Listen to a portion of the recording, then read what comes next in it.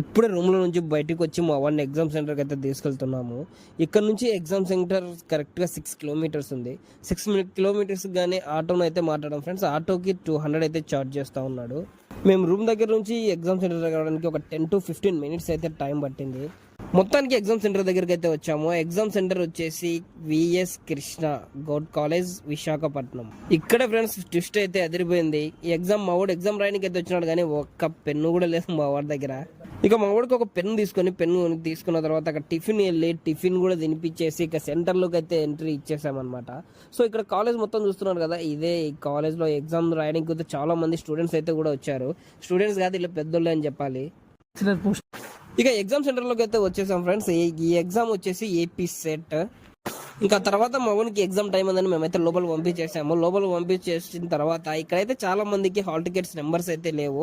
so మనకేదో పెద్ద తెలిసినట్టుగా వీళ్ళ